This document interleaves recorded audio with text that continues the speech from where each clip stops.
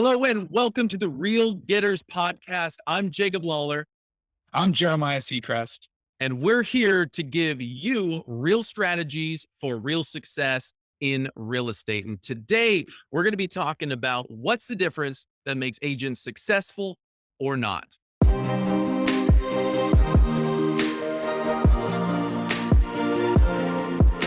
So, Jeremiah, you've been a top producer. You've represented and helped coach the top agents in the company.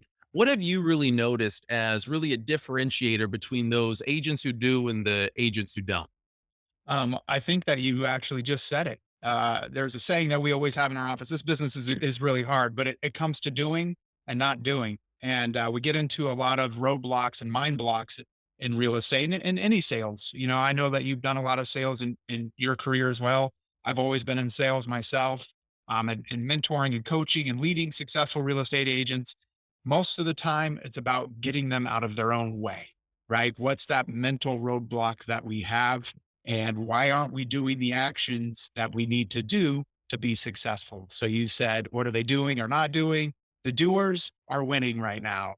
The people just talking are not winning right now. So the motto in our office, I have it hanging up in a wall behind me, actually. It says actions equal transactions. So we're Love it. putting the actions back in transactions for 2022. And that's what we're doing to move forward. And, I throw that question back to you too, Jacob, being a successful agent yourself, being a successful coach and mentor.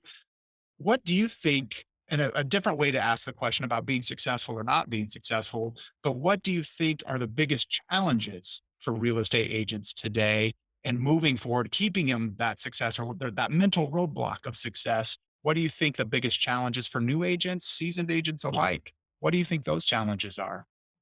Well, it's a great way to reposition it.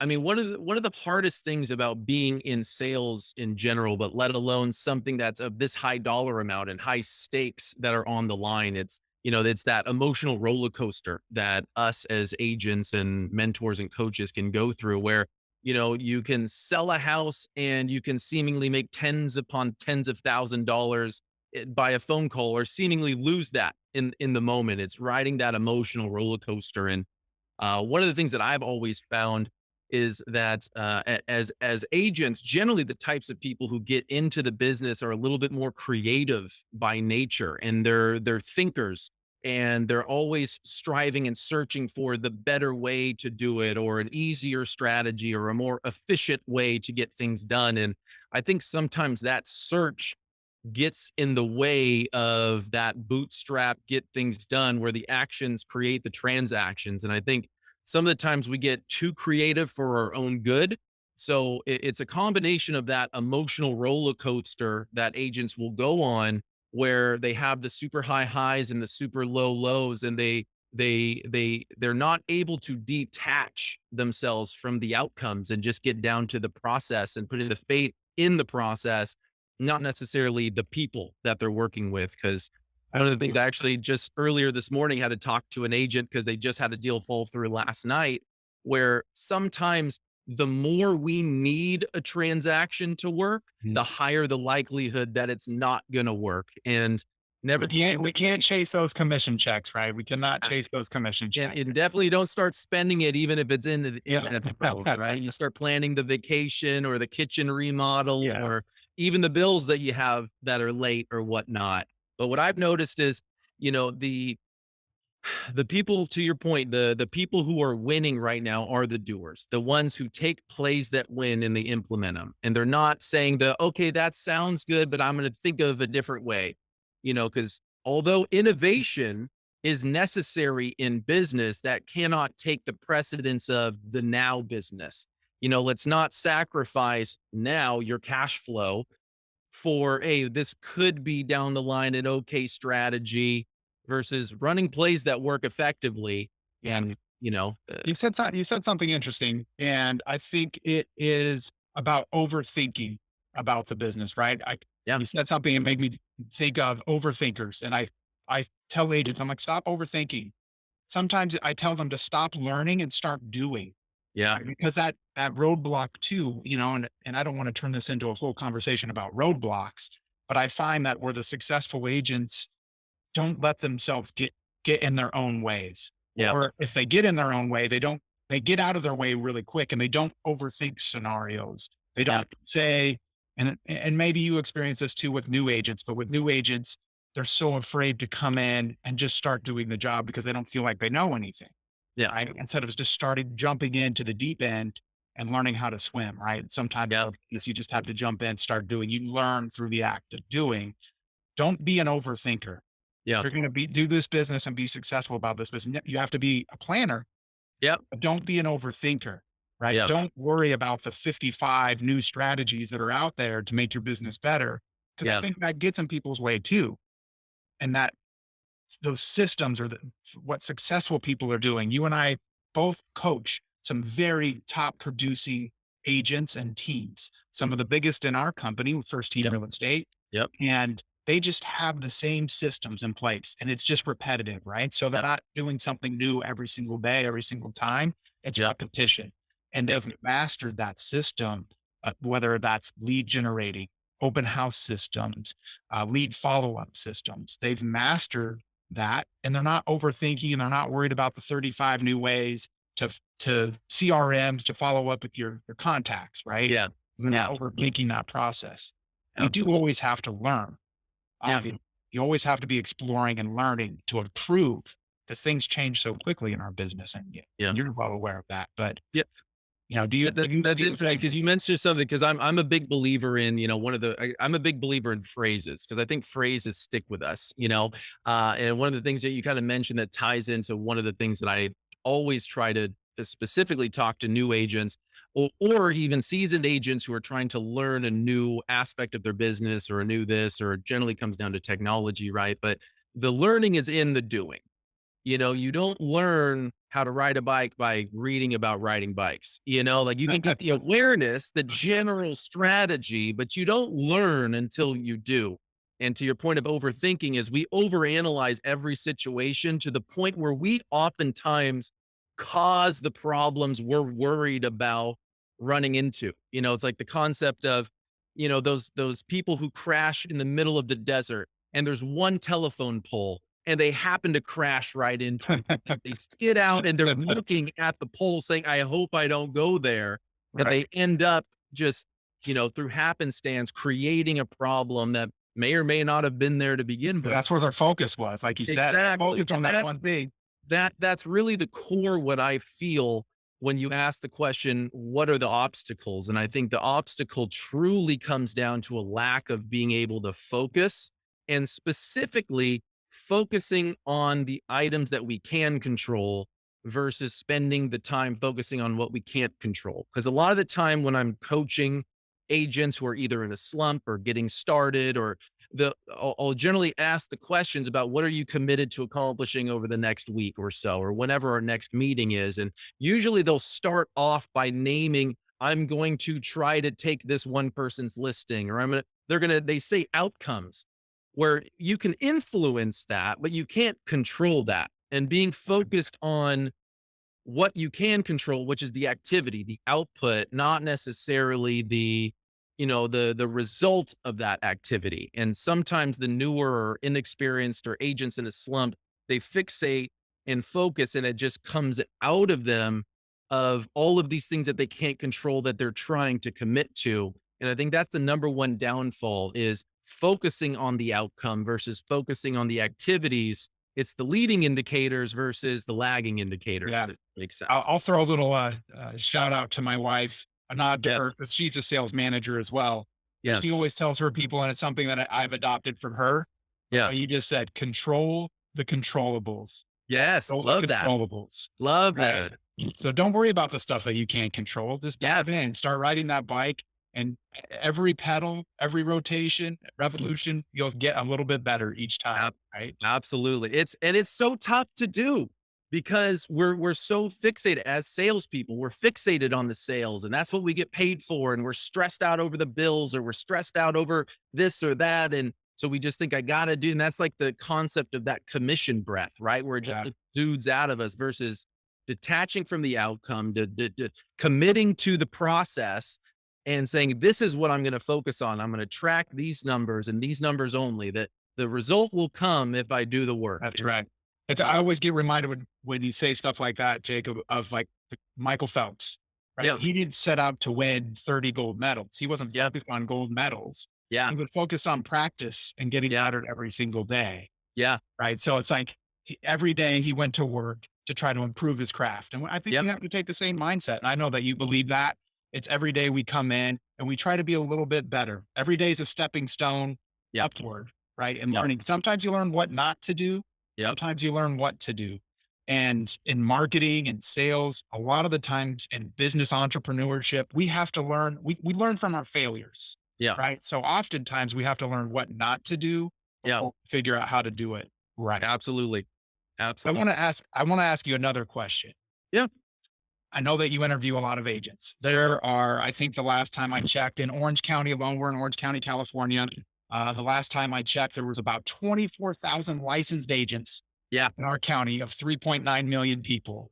So, right, lots of Which has increased competition. like 15% in the last year alone. I remember saying that number like last year and it was like 19,000 or Yeah, 21,000. And now it's fucking it's like yeah, 24,000. 24,000. What are what do you think are the biggest obstacles or challenges that you hear from some of these newer agents getting into the business, and maybe even a seasoned agent? Because I tend to hear the same thing from all walks of the real estate career. Yeah. But what's the feedback that you're getting from agents of why they're not successful? And I guess I'll put it this way: Mhm. what excuses are they making up for themselves to not be successful? Well, I think it's the same concepts that most people, to use the phrase excuses, as you say, as most industries, which is they generally come down to resources. You know, I don't have the right manager, I don't have the right tools, I don't have the right this, I don't have the right that. Which they may be accurate. What about Right? market data though? Right now, I checked this morning, there was about Yep. 1,400 homes for sale in all of Yep. Orange County, Yep. right? So the number one way that new agents used to get business was open houses. Go do an open house, Yep. right? So they're blaming the tools, Yep. they're blaming the Blaming the marketing. market, they're blaming the inventory, they're blaming the options, and all of that. I just come down to those are all like, if there's no inventory, you need to flip every obstacle to an opportunity. And that's what I notice about true top producers or salespeople is they understand how to see and uncover opportunity, and they automatically think, how could this be an opportunity? For example, low inventory. The opportunity in there is to go get the inventory. Go make the inventory happen. I'll give you a little stat before you Yeah, finish. yeah, So at our office meeting last Thursday, I threw up 15 years of active inventory and closed inventory over 15 years. yep, So through November 1st, 2022, in Orange County, we had just closed over 29,000. It was almost 30,000 closed units, yep, which was the highest closed units year to date compared to the last 15 years. yep, Right. So yep, yeah, we only have 1,400 homes listed for sale on the MLS in Orange County, but through November 1st, there was almost 30,000 yep. closed sales. Yeah. Yeah, there were only about 33,000 all year last year, and we're already, I checked this morning, we're already at 35,000 for the year. So it's not that there aren't enough opportunities, as they're selling so freaking fast. The agents who are waiting for the market to tell them what's for sale are losing, because what I have seen, and you see this, I know, is that most buyers agents wait for the MLS to give them the auto email, or God Yep. forbid, the text from their client of the 20 Zillow properties that they want to show them. And it's all pending, pending, pending, pre foreclosure, pending, pending, pending, Yeah. where that was, one of my value propositions that I learned from an early mentor of mine is, I don't wait for the MLS to tell me when a house is for sale. You tell me where you want to live, and we'll bring homes to the market for you. And that, where I think most agents are failing is, we've allowed technology to Mm, efficiency us to death. And right. we lose that effectiveness of sure, it's a lot easier to sit back and get those auto emails and just be a servicer, right? That's what a lot of agents have turned to are servicers where those people are getting cut out. You know, the Well, transactional agent is getting cut out, and it's those agents who know how to uncover opportunities and take advantage of them, the ones that are winning. yeah. If you wait, you're too late. Yeah, that's right. If you wait for it to hit the MLS, you're too late. That's right. There's going to be 20 offers on the property. Yeah, Farmers, you need to know where that next listing's coming from. You need to exactly. listen. Every neighborhood I ever farmed had a nosy, curious little old lady that Yep. loved to chat my ear off and Yep. uh, ran all the reconnaissance of that neighborhood for me. Yes. Love that. You got the Right? mole. The Yeah, mole of the neighborhood. she'd tell you, "Hey, around the corner, Stephanie's thinking about selling, Yeah. whatever it may be." She always knew what the inside dirt. And I think having that person in your farm areas, if you're a farmer, value about becoming a farmer, you have to have that person because Have to know the mole. And they're usually can't the wait, first person who's open to you and receptive. right? Or the person who you used to hate when they show up to the open house because they want to talk for 45 minutes. Yeah. But if Get to know position that person. My advice is get to know that person. totally, Yeah. that's your most like intel is what we all like. Uh, How many people pay Zillow thousands to get that lead or to get that whatever bold lead or any of those programs, right? One of my favorite one of my favorite phrases that a couple of weeks ago when we had our big meeting where we all networking with each other, one of the things that I took and I asked the group this was, if you have a farm, you know the turnover, so you know how many houses are going to sell in this next year. Do you know who those people are? right. Let's say that there's 15 sales are going to be in your neighborhood. Do you already know who those 15 are? And if not, why not? Because moving is not just it's not like going to the supermarket and like, oh yeah, so stick a gum at the checkout aisle. Like, let's do that. Right. There's forethought. So the first step is you have to identify those down the line movers, whether they're sellers, whether they're renters who want to buy or anything like that. And it's really in terms of being efficient versus being effective. I think one of the things that farmers really do well, a true farmer, is they farm the people, not just the houses. They know them. Yeah. A top farmer that taught me something when I first got started in the business. He said, Jacob, you're not a true farmer unless you can drive down any street in your farm, stop at any location, and name off the people and their story, because the people are the ones who sell houses. The houses don't sell themselves That's right. unless you're in a market like this, even though, 12% of the listings still are expiring, you know? 100% to bring it to a current mindset Yeah. and something I tell all my agents, be the Google of real estate. Yeah. What does Yep. Google love? Google loves information. People Yep. go to Google to search for information. We have to have the information. Yeah. We don't know, like you said, you need to be able to drive down that street and say, who lives in that house? Who are Yep. their kids? What's their dog's name? Whatever it Yep. may be. That information is power because ultimately, at the end of the day, our business is a relationship business. Yep. We need to be in relationships with the people in our farms. We need to know them. They Yep. need to know us. They need to know that we are the neighborhood expert, that we bring value from a real estate perspective to them. So if they have real estate questions, because we never know when that person's going to get that phone call and say, hey, you need to transfer to Tennessee for work, Yeah. right? Or they all of a sudden wake up one day and say, I want to move out of state or I want to move to San Diego or whatever it may be. You Yeah. don't know when that time's going to come, but when that time comes, you need to be top of mind. Absolutely. How are you going to be top of mind if you don't have relationships? Just because you sent one postcard last year, they're not going to remember you, right? Yeah. It's not going to work. Absolutely. It's not going to work. Absolutely. You have to do the mail. You have to do the in-person stuff. You have to have a system of contact and follow up. It's super important. Yeah. And going back to being successful and some of the things you made me think about a couple of things as you were talking. But one of the top agent in our company, and we hope to have him, right? Because the point of us doing this is to bring real strategies, real success stories to help you create real success in your business. Because I know that you care about that. I care about that. Our mantra really from a corporate standpoint is how can we help you as agents personally, professionally, and financially? We Yeah. really, you and I, I think we wake up every day thinking about how we can make the lives of our agents better, right? 100%. How can we be 100%. better managers and leaders so they can be better real estate agents? Yep. We think about that daily. Yeah. And one of the guys that I hope to get on our podcast here is Philip De Matteo, Mhm. right? One of our top agents.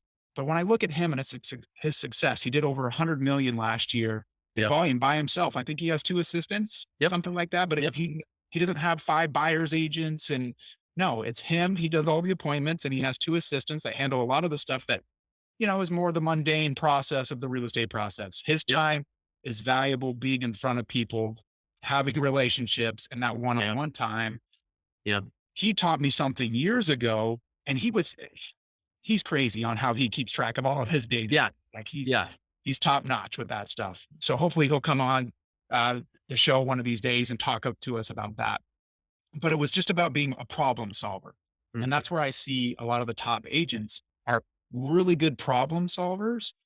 And I took one of his tips. I think it was maybe 2012, 2013, something like that. I took one of Yeah. his tips from a mastermind meeting that we had done. And I made a list on an Excel spreadsheet. Here's everybody I have in my buyer pipeline.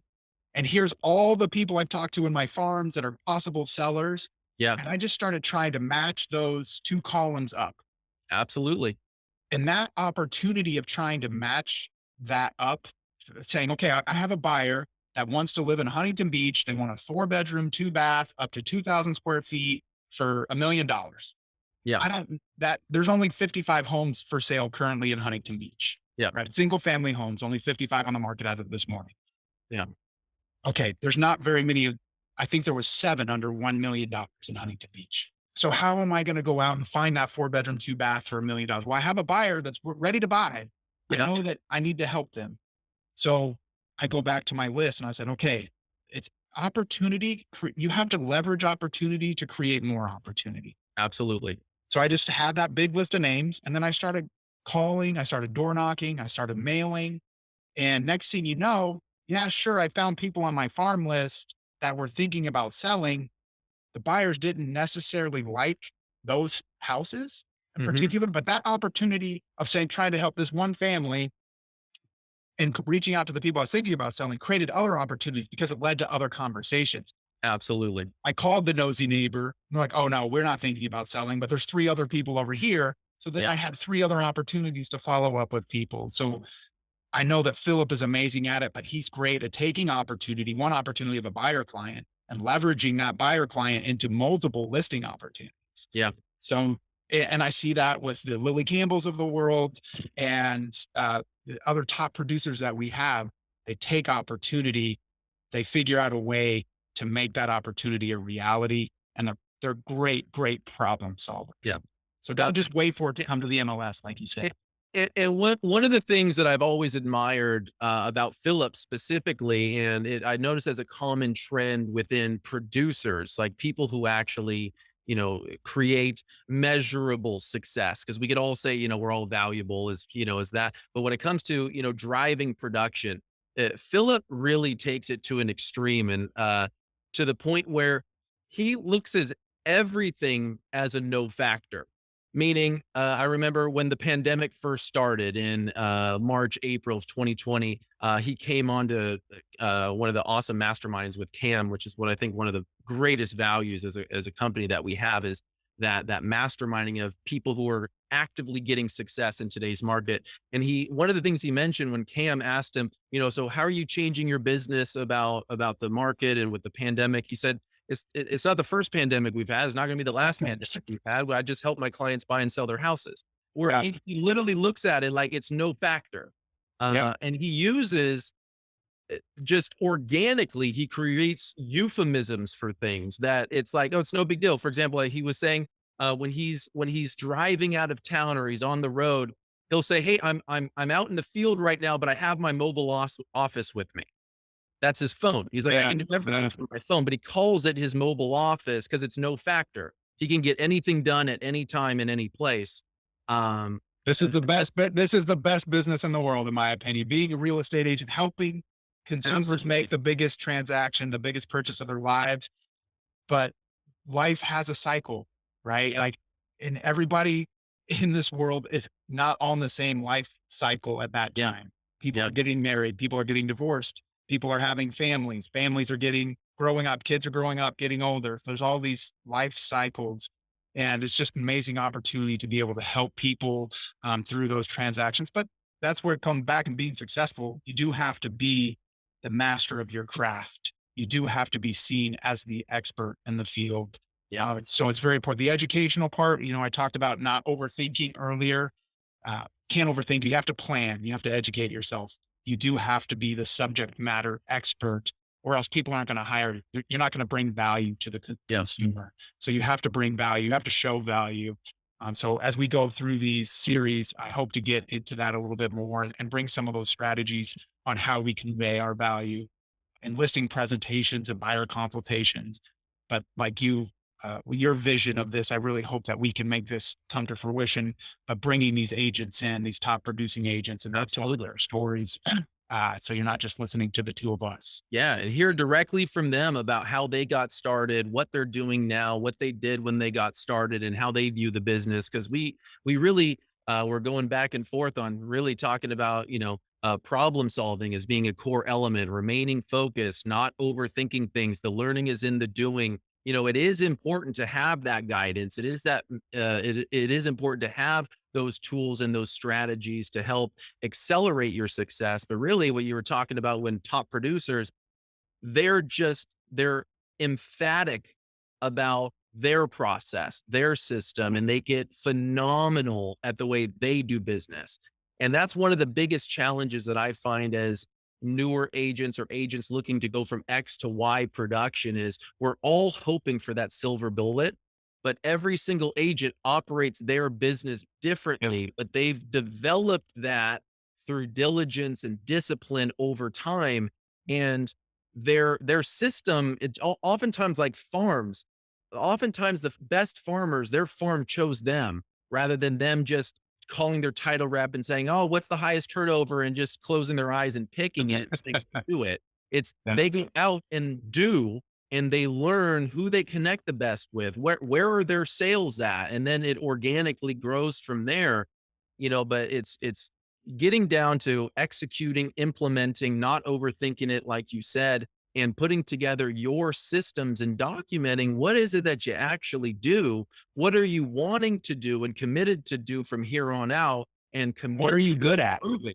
Yeah. And What's that? what are you good at? Yeah, Like, exactly. what do you enjoy doing? Yeah, Right. if you're not a headset guy with the phone, like, why are you saying you're gonna call phone for 3 hours a day? Like, some people, that'll suck the life out of them. Where it's like, Yeah. "Dude, you just need to get out in public." Yeah. I have some agent, literally yesterday, I had a one-on-one with an agent who she's starting her team, and she said, I can't go out into public without running into somebody that I know that all of a sudden wants to do walks with me or dinners with me." I'm like, "Then get out more." Like, we need to get people to take all of this stuff off your plate because the computer is sucking your life away. Like, people love you. Go Yeah. let people love you, and you're gonna get business through, you Yeah, know? no, 100%. And like you said, everybody does it differently. We were on a call last week with our great manager from Anaheim Hills, Terry Yeah. Gargis. He did a great call. He had two seasoned agents on the call, right? Both top producing, both do really well. 180 completely different on how they do their business, Totally. right? And That's the beauty. yeah, that is the beauty. And I think everybody out there needs to have a little bit of hope, right? The seasoned agents, I think that's probably, if you were to ask me what's the biggest challenge for today, I think that it's a lack of hope because people see how quickly things move, the inventory, the news is always so negative. I hate the news. I don't turn it on. All I do is 98% of the time talk about something negative. Right. Put a little positivity in your life, Yep. have those moments, right? Be grateful for the opportunities that you have. Be thankful for where you're at. I know for you and I, we live in Southern California. We wake up and it's sunny every day. It's amazing. How could I not have a smile on my face every single day Right. just for waking up in Southern California? It is Yeah. absolutely an amazing place to be. But having hope, right? There is opportunity out there. If you see everything in a negative lens, if there's only 1,400 properties on the MLS, how am I going to ever help a buyer find a property? Yep. You're putting that negativity out there Yep. and it's never going to translate into success for you. You have to look like Philip, like you said. He's always looking. He didn't care about the pandemic. I mean, Mhm. yeah, sure, it impacted everybody, but how Yeah. do you adjust and move forward? Yep. Right. And you Yep. have to have that positive outlook. And I think I know his personality. He's really great with that positivity just from all the years of mastermind meetings and how much he's shared over the years. But I know Yep. he has that very positive mentality. And with that, some people, one of the things that I've heard people say to kind of discount that is, oh, that's him, that's not me. And one of the things that, even if you talk to him, he'll tell you like that's built, like that's not, Yeah. it's cultivated. That's something Yeah. you have to do every day because, the the entropy of the world, like things don't get better without getting looked at. Like try walking away for your house for a year and see if it looks better when you come back. Right. Takes the constant maintenance to Yeah. reinforce that way of thinking, or else the world will pull you down. I mean, gravity is natural. Yeah. So it's, that's a whole different, going into morning routines and how do you, condition yourself, your mind, and your outlook, like you're saying, where I really can't wait to jump into some of these topics about things that are these real strategies to help these agents get real successes in this business because I'm with you. Like this is the greatest industry to be in, no matter if it's an up market, down market, because there's opportunity everywhere. But only the agents who are willing to look for it and then be able to take advantage of it are going to win. And so hopefully these agents that tune in are those ones who are committed to winning because Yep. the winners are going to win more as this market progresses, as technology changes, that the winners will be able to win big because I'm already seeing that gap of that top 1% of agents break away from the rest of them, where it's at a 25x difference about their increase Perfect. in volume over the last. But I don't want you to scare the new agents here. There's tons of opportunity. There's tons of opportunity. And every top producer started off as a new Yeah. agent. And Yeah. I'm seeing agents, our top producer started in the business 3 years ago. And Wow. she's just exploded because she's willing to execute and implement consistently and is not afraid of the hard stuff because it's hard to do Yeah. this business. It is. There's no way around it. And I never want to sugarcoat this business, Yeah. but it's also hard not to have business. And the beautiful thing is that everybody respects hard work. Everybody respects implementation and consistency and discipline, and not in a negative way, but it's are you in control of your world? Are you at the mercy of the outside circumstances? And that's the one commonality I see is those top producers are willing and are able to manufacture their own momentum and not just take it by chance. So They don't make up excuses. there's I never hear one of our top agents and, in my office, I probably have at least a dozen people that are around that 50. The top agent in my office has already done over 200 million yeah, in sales. yeah, There's probably close to a dozen that have done that 30 to $60 million yeah, volume range for year to date, and they're yeah, doing really well. So, but they never have excuses, yeah, right? It's, oh, there's new technology, or there's new systems, or I don't know how to do this, or I don't know how to do that. yeah, Or yeah, there's not any houses on the MLS. yeah, Show my buyers. They never make up any of those excuses. They yeah, choose to go out and be problem solvers. They yeah, also choose to enjoy this business. I very much believe that you have to choose to be happy. It takes effort because we have hard days, right? yeah, There are, and in real estate, there are a lot of hard days. yeah, There's a lot of rejection. We'd have one agent, he's been a door knocker for probably 30 years in our office. He goes out and door knocks for exercise. yeah, It's what he does. He's like, oh, yeah, I'm going home. I got 30 notepads in the car. I can't go home with these things. So I'm going to go out and get some notes. Right. But he was sat in my office a couple of weeks ago and he was like, I make about $100 for every no I get. But he has this equation based on all of his success and his closings, and he keeps track. He has a log. He broke it out like an old school like log sheet, and he broke out every time he got a no, and then the amount of money he had made in commissions. yeah, And so his mindset when he goes out to door knock and sharing some of these success stories is that every time he gets a no, he makes $100. yep, I'm like, what? A no is great. Yeah, I get a no at the door and make $100. That's no problem. I'll just go on to the next one. absolutely. Absolutely. I love, and sometimes we have to play mind tricks with ourselves in order to get stuff done. And whether that's in, business or fitness or anything that requires consistency and, us to go out to produce something, we sometimes have to do those little things in order just to make it palatable or to, Yeah, just to keep it absolutely. going. But I'm in full agreement with you. I can't wait to continue to explore these topics. Any last points on this specific, grandiose, what's the difference topic that we were talking about before we let these people go? I think in just closing it out, really looking for the opportunity to bring strategies to people. And we're just kind of scratching the surface. This was a little bit of an introduction to all of this and sharing some little nuggets here and there, but really looking forward to bringing these success stories. And again, they're going to be different stories from different people that do it different ways. And it's okay to do it different. You don't have to be that person that you admire in real estate. And I know because of TV and Instagram and all these things, a lot of people admire top producing agents, but you don't Yeah. have to be that person.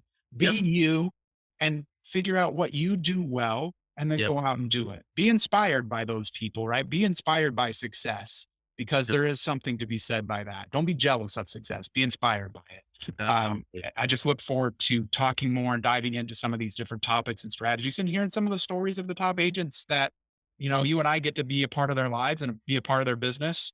And looking forward to sharing that. So Yeah. I love that. I love that. Well, I can't wait to explore these topics more with you, Jeremiah. I respect you and I respect your opinion. And obviously, you produce incredible producing agents, and you are a wealth of information. And I can't wait to continue to, blossom this wealth of topics that we're going to be going over. But this was the initial yes, inaugural yes. edition of the Real Getters podcast, where Jeremiah and myself will be giving you real strategies to help get you real results in real estate. We'll see you guys next time. Take care.